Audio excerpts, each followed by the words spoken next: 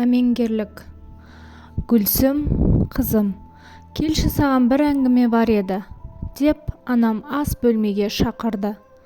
Анам бір күрсініп, қызым, саған ауылға кету керек. Әні-міні дегенше оқуды бітіріп қаласың. Ауылда соңғы 11-ші сыныпты бітірсең, грантқа түсу мүмкіндігі көп екен. Білесің, әкең ақылы оқуға түсірмесі анық.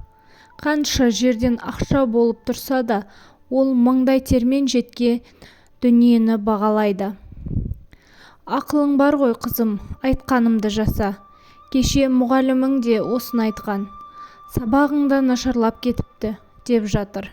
Сондықтан ауылға бараның дұрыс, қызым. Әкеңнің ауылы ата-әжең жақсы кісілер. Жеңгеңді өте жақсы. Деген анамның сөзін тыңдамасқа шара жоқ. Анамның бұл сөздері маған ауыр болды. Қаланың ақ-саусақ болып өскен қызы ауылда қалай тұрады? Мен өмір сүре алмаймын ол жақта. Анашым, мүмкін тағы ойланып көрерсіз. Білесіз, мен ауылда бір күннен артық тұра алмайтынымды. Түф, ауылға барғым келмейді, деп жылағым келіп барады. Шыдайсың, қызым, басқа амал жоқ. Көнсең де осы, көнбесең де осы. Сенен кейін екі бауырың өсіп келе жатыр. Олардың да болашағын ойлауың керек. Болды, әңгіме осы жерден бітсін. Ертең кешке кетесің. Бар да заттарыңды ретте, деп анашым көз жасыма қараған жоқ. Қатты қиын болды. Ауылда мүлдем ұзақ жүрмегенмін. 6 ай қалай шыдаймын? Ауылға баруға заттарымды жинап жатырмын. Ашудан бір жағынан сыныптастарымды қимай, көз жасым тоқтар емес. Қаладағы қызық өмірді ауылдың түк мәні жоқ өміріне қалай айырбастаймын? Таң атты. Анам ертемен шығып, менің документтерімді алып келді. Әкем болса қуанып жүр. О, қызым, ауылға ата-әжесіне барады. Олар немересін көріп қуанып қалатын болды. Алтын қызым менің, деп маңдайымнан сүйіп, мақтап жүр. Ішімнен бәрін жек көріп, қайғырып тұрғанымды ешкім ойлап жатқан жоқ. Сіздерге өзімді таныстыра кетейін. Есімім Гүлсім. Үйдің үлкен қызымын. Артымнан ерген 2 інім бар. Әкем мен анам әкімшілік қызметкерлер. Жұмыс басты десем де болады.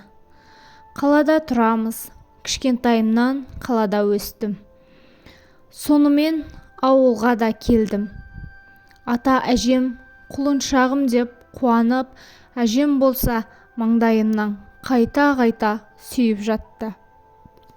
Анам оларға, қызым, өзі ауылға барамын деп айтыпты.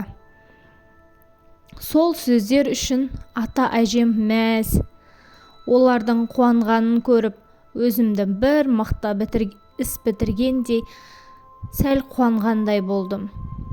Жеңгем болса бар тәттіні алдыма үйіп-төгіп қойып жатыр.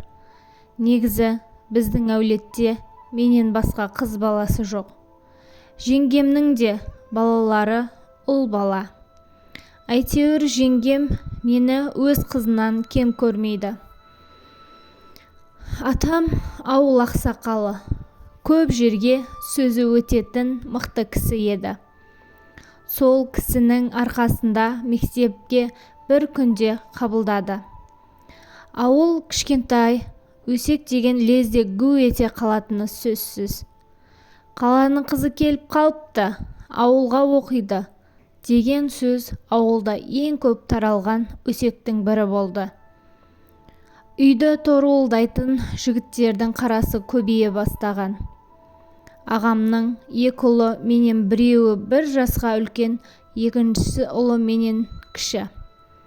Соларды сұрап қайта-қайта келгіштеп кеткендерді көрген әжем сөйлеп жүретін. Мектепте де бәрінің көзі менде.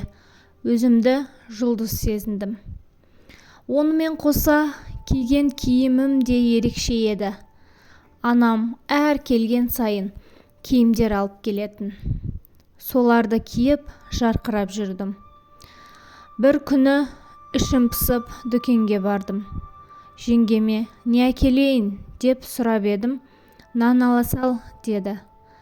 Бір туыстарымыздың үйінде көмекте жүрген жеңгем қамыр илеуге уақыты болмаған кезде дүкеннен сатып алатын. 2 нан беріңізші дедім дүкенші апайға. Дүкенші, жаңа ғана нан таусылып қалды деді. Сөйтсем жанымда тұрған жігіт 3 нан алып қойған. Ол маған қарап қояды. Сосын қасыма келіп, қарындас, міне 2 нан сізге деп асығыс шығып кетті. Дүкенші апай мырс етіп күліп басын шайқады. Өзім бір түрлі болып, ұялып, шоколад алуға барған едім. Ана жігіттің ісінен соң дереу дүкеннен шығып кеттім. Сыртқа шықсам, жаңағы жігіт мені күтіп тұр екен. Мені көре сала, атым Жандәулет, сіз туралы көп естігенмін, бірақ бетпе-бет бірінші рет көруім. Айтса айтқандай-ақ сұлу екенсіз, деп айтуын айтып алып, қолын ұсынды. Нан үшін рахметімді айтып, бірақ дүкеншінің алдында ыңғайсыз болғанын айта салдым. Дүкенге шоколад алуға келгенімді айтып едім, дереу жүгіріп барып әкеліп берді.